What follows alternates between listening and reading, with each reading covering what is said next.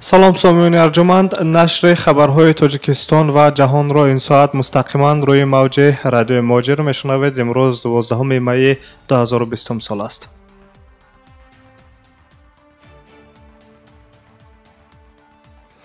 таҳаввулоти тоҷикистон ва ҷаҳонро аз тоҷикистон шурӯъ мекунем.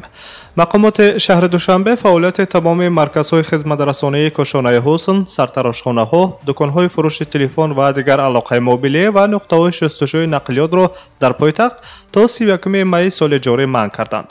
мақомоти шаҳри душанбе қайд мекунанд ки ин тасмим дар пасманзари чораҳои рӯйдаст гирифташудаи мубориза бо паҳншавии вируси COVID-19 қабул гардидааст. طبق اطلاع دفتر مطبوعات حکومت شهر دوشنبه، ساختارهای داخلدار شهر در یکجایی با مسئولان چنین نقطه‌های خدمت‌رسانی کارهای بی‌ضررگردانی را در دوره ذکر شده انجام می‌دهند. یادآور می‌شویم که تا 31 می نیز با دستور شهرداری دوشنبه رستم امامی تمام بازارهای لباس‌های دوشنبه نیز بسته است و حالا مقامات بهداشتی در چنین منطقه‌های سررفت آمد آدمان کارهای ضد ویروسی را با استفاده از معلول‌های بی‌ضررگردانی به راه مانده‌اند.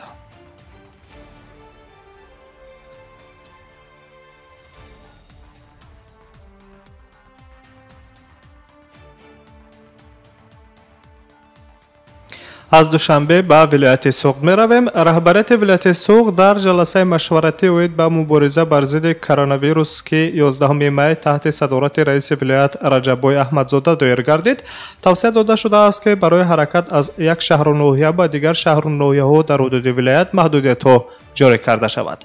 در ملاقات تاکید شد که در منطقه‌های علاهیده باید چاره‌بینی‌های پروفیلاکتیکی در بین اهالی پرزور کرده شوند. در جلسه مسئله محدودسازی حرکت نقلیات و رفت آمد آدمان بین شهرها و ناحیه‌های ولایت سوغد نیز به بررسی گرفته شد.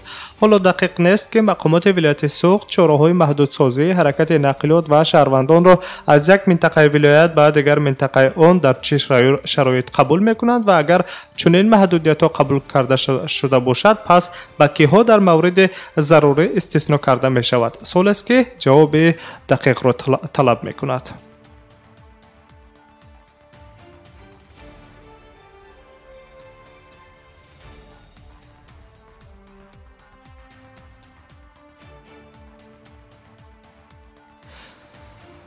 سطح فوت کرونا ویروس نوع کووید-19 در روسیه از روی نشاندهنده جهانی پستر است، گفت معاون رئیس حکومت روسیه تاتیانا گولیکووا هنگام بررسی وضع سانیتاری و اپیدمیولوژی در این کشور. با گفته معاون رهبر حکومت روسیه تاتیانا گولیکووا، فوت از کرونا ویروس در روسیه به حساب میانه در جهان 74 مرتبه کمتر است.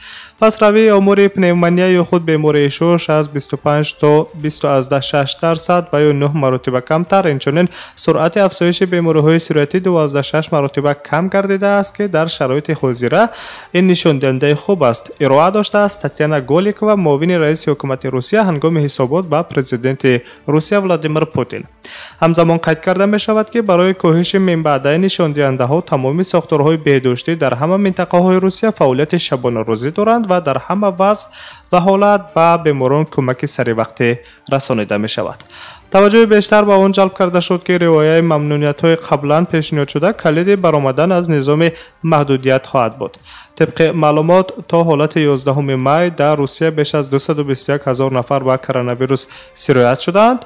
گذشته از این بیش از 2,000 نفر بیماران از ویروس کووید-19 در حدود مرزی و مأموری روسیه فوت کردند.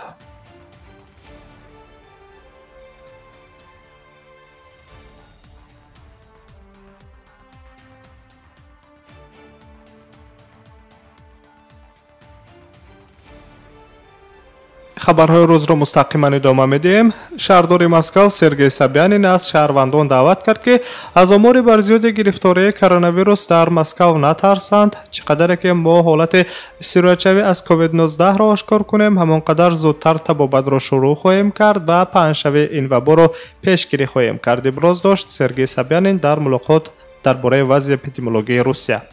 رئیس شهر مسکو همچنین قید کرد که هنگام از بین بردن محدودیت‌های جاری 5 عامل را به قید گرفتن لازم است، از جمله مسئولیت رهبریت شرکت‌ها و کارمندان برای رعایت چاره‌های اپیدمیولوژی باید مقرر کرده شود.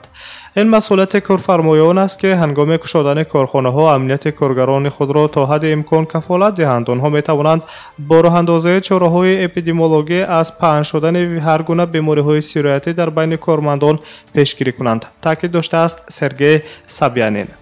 شهردار مسکو دقت حاضرین را به آن جلب کرد که رعایت چاره‌های قطعی کرانتینی نسبت به بیماران گرفتار کرونا ویروس مهم و ضرور است.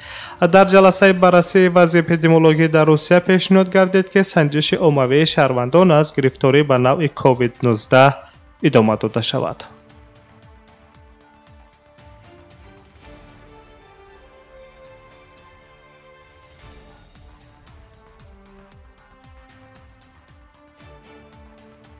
شما تحولات تاجیکستان و جهان را مستقیما شنیده استادید و از روسیه به ازبکستان می رویم. شرکت اپل در ازبکستان ثبت نام کرد و پس از نتیجه گیری از فعالیت آن در 3 ماه اول به بودجه 59 $2,000 انداز سپرید، می نویسد خبرگزاری فرغانه. این شرکت روز 20 اپریل ثبت نام شد و چند روز پیش از آن تغییرات نرخ مال و محصولات آن در ازبکستان با سبب انداز از ارزش اضافه شده اعلان شد. پیش از آن شرکت بین المللی نتفلیکس نیز به بودجه ازبکستان با ارزش 4.3 یورو انداز پرداخت کرد. اولین شرکت خارجی که در ازبکستان به قید گرفته شده است یک شرکت آلمانی بود که با برنامه‌سازان و تهیه‌گران کامپیوترهای خدمت‌رسانی الکترونی معلومات پیشنهاد میکرد. شرکت گوگل نیز الکی در 3 ماه اول سال روان 85,000 یورو به بودجه ازبکستان انداز پرداخت کرده است. انداز 15% برای شرکت‌های خارجی که به شخصان واقعی خدمت می‌رسانند ماه ینور سال 2020 در ازبکستان جاری کرده شد.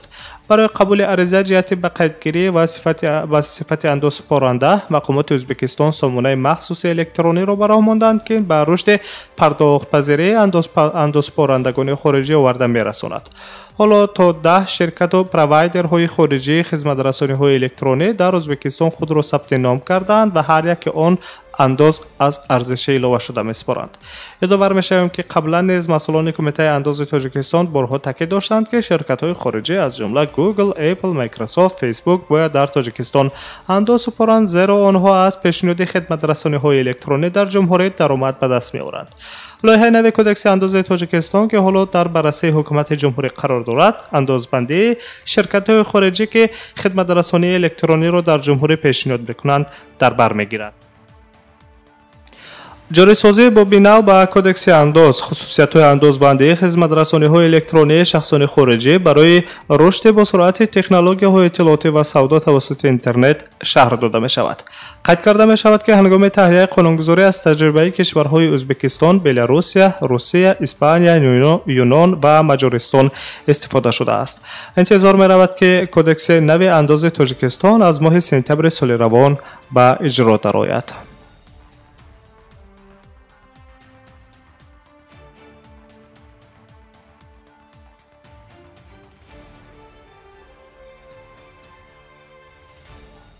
و یک خبر دیگر در مورد سیرایت‌شوی گرفتاری به کرونا ویروس در ترکمنستان نیز داریم.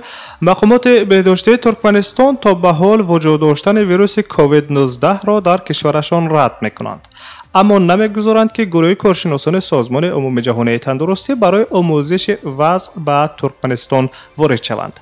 مقامات رسمی اشخاباد میگویند که برای آمدن به آموزش وضع از جانب گروه کارشناسان سازمان جهانی تندرستی هیچ ضرورت نیست و به همین خاطر به آنها اجازه ورود به ترکمنستان را نمیدهند. خاطر رسان میکنیم که قبلا رهبریت سازمان جهانی بهداشت ابراز داشته بودند که گروه کارشناسان بین المللی این سازمان از جمهوری‌های تاجیکستان و ترکمنستان که همواره از نبود کووید 19 خبر میدادند دیدن میکنند و وضع اپیدمیولوژی در این کشورها را میآموزند. اما یک روز قبل از سفر هیئت این گروه کارشناسان بین المللی به تاجیکستان، مقامات تاجیک از وجود کووید 19 در جمهوری تاجیکستان خبر دادند. مقامات ترکمنستان باشد تا به حال از سرایت کووید 19 در کشورشان هیچ خبری نمیدهند و همچنان ورود گروه کارشناسان بین‌المللی را از سازمان جهانی تندرستی به ترکمنستان ممنوع کردند که این در پی سر و صدای زیادی را در جامعه ترکمنستان به بار آورده است. همچنان سازمان جهانی تندرستی از عملکرد مقامات ترکمنستان شدیداً نگرانی کرده است.